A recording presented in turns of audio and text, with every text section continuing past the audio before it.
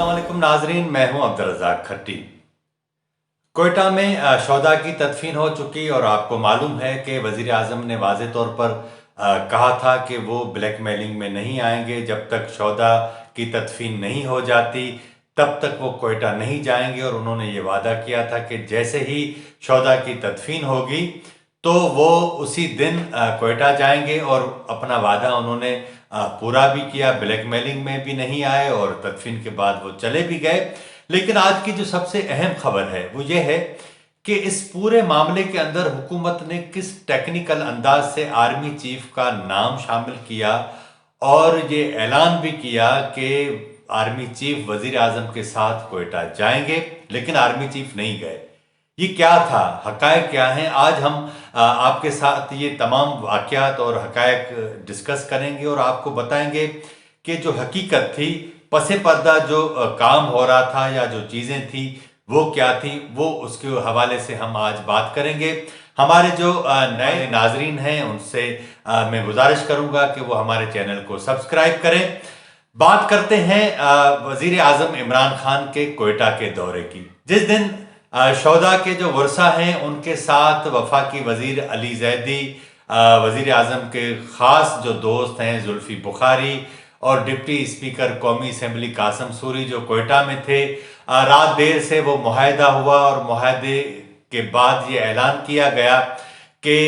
धरना जो है वो न सिर्फ कोयटा में ख़त्म कर दिया जाएगा बल्कि मुल्क भर में जहाँ जहाँ धरने लगे हुए थे उसके भी खात्मे का ऐलान कर दिया गया। लेकिन वहाँ ये जो तीनों अहम लोग थे, यानी अली जैदी साहब, जुल्फी बुखारी और डिप्टी स्पीकर कौमी असम्बली कासम सूरी, वहाँ उन्होंने जो धरने के शुरका थे उन्हें बताया कि वजीर आजम इमरान खान कल जो है वो न सिर्फ कोयटा आएंगे बल्कि army chief general Qamar Javed Bajwa भी उनके हमरा होंगे। इस तरह की ऐलान उन्होंने तीनों इन शख्सियात ने किया। लेकिन इस्लामाबाद से भी पीएम के बीट करने वाले जो हमारे दोस्त हैं रिपोर्टर, उनको भी फ़ोन करके या व्हाट्सएप के ज़रिए ये बताया गया कि वज़ीर आज़म इमरान खान के साथ आर्मी चीफ भी जाएंगे। और उसके साथ एक और भी खबर जो है वो चलवाई गई कि वज़ीर आज़म आज रात ही कोयटा रवाना हो जाएंगे। हालांकि माजी में उनकी जितनी भी मसरूफियात हमने देखी हैं तो वो कोशिश करते हैं कि रात को देर से कोई इस तरह का सफ़र न हो और वो कोशिश करते हैं कि अपने मामलात अपनी हद तक ही रहें, वो बाहर न जाएं।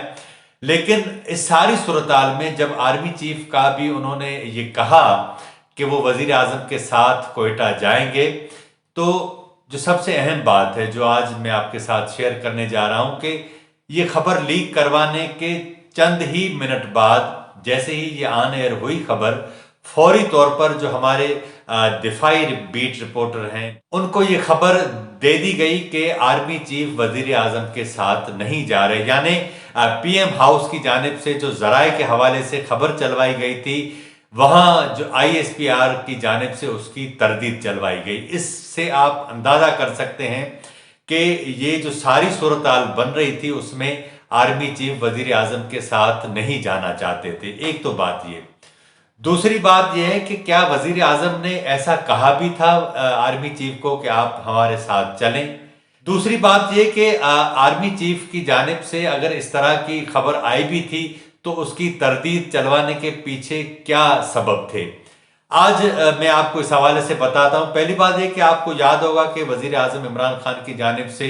मुख्तलिफ औकात में मुख्तलिफ बयानात इस तरह के आते हैं कि उन्हें अपने किसी मुखालिफ की भी ज़रूरत नहीं होती।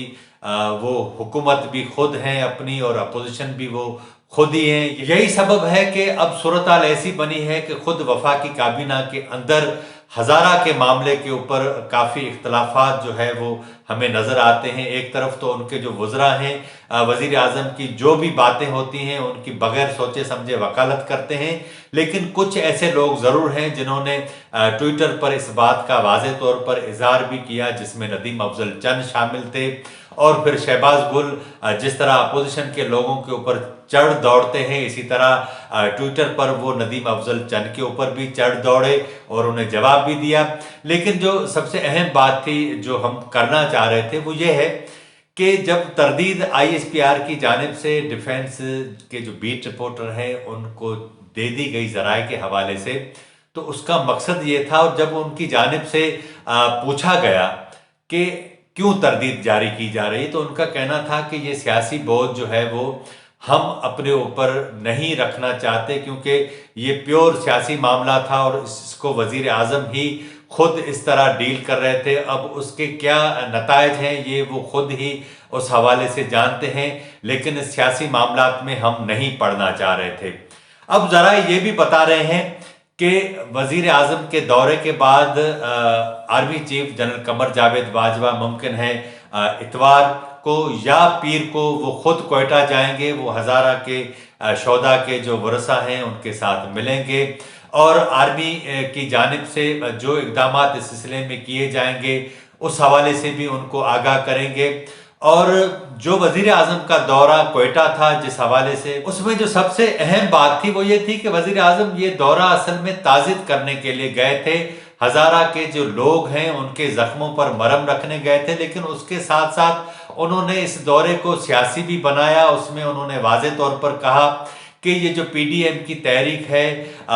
اس کی رہنمائی نواز شریف کر رہے ہیں، نواز شریف فوج کو بغاوت پر اکسانا چاہتے ہیں تاکہ آرمی عمران خان کے خلاف بغاوت کر دے، ملک کے اندر مارشل لا آ جائے۔ اس طرح کی انہوں نے باتیں کی، اور اس کے نتیجے میں جو ہزارہ برادری کے ساتھ ان کی باتیں ہوئی تھی، جب ان کی یہ سیاسی باتیں سامنے آئیں تو وہ جو ساری بات چیت تھی وہ دب گئی، اور جو سیاسی بات تھی وہ اوپر آ گئی، اور اس کا آپ اندازہ کر سکتے ہیں کہ وہ انہوں نے شعوری طور پر ایسا کیا یا لا شعوری طور پر ایسا کیا، اس بارے میں تو وہ خود جانتے ہیں، لیکن جو کام انہوں نے خود کیا تھا اس کو ہی اپنے ہاتھوں سے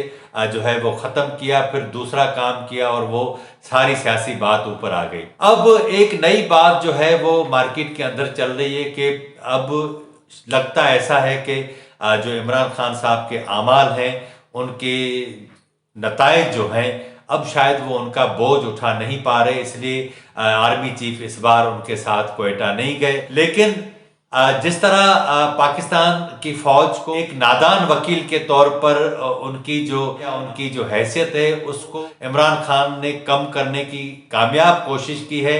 اور آرمی چیف کے حوالے سے یہ خبر چلوائی گئی کہ وہ کوئٹہ جا رہے ہیں، اور نتیجہ یہ ہوا کہ وہ کوئٹہ نہیں گئے۔ اور وزیر اعظم کے جو میڈیا سیل تھا ان کی جانب سے یہ جھوٹی خبریں اس لیے چلوائی گئیں تاکہ ان کے جو وزراء نے کوئٹہ کے اندر جو بغیر سوچے سمجھے باتیں کر دی تھیں تاکہ ان کو تھوڑی دیر کے لیے درست ثابت کرنے میں کوئی مدد مل سکے، لیکن وقت نے ثابت کیا کہ انہوں نے جو بات وہاں ہزارہ شہداء کے ورثاء سے کی وہ غلط ثابت ہوئی۔ اب خدا کرے انہوں نے جو ہزارہ شہداء کے ورثاء سے معاہدے کیے ہیں وہ درست ثابت ہو، اور ان کا حال بھی ان اعلانوں جیسا نہ ہو جو انہوں نے آرمی چیف کے حوالے سے ان لوگوں کے سامنے کیے تھے۔ آج کے پروگرام میں اتنا ہی۔ اگر آپ کو ہمارا پروگرام اچھا لگا ہو تو اسے ضرور سبسکرائب کریں، لائک کریں، شیئر کریں، اور اپنی رائے کا اظہار ضرور کریں تاکہ آنے والے دنوں میں ہم اس پروگرام کو مزید بہتر بنا سکیں۔ مجھے اجازت دیجیے، اللہ حافظ۔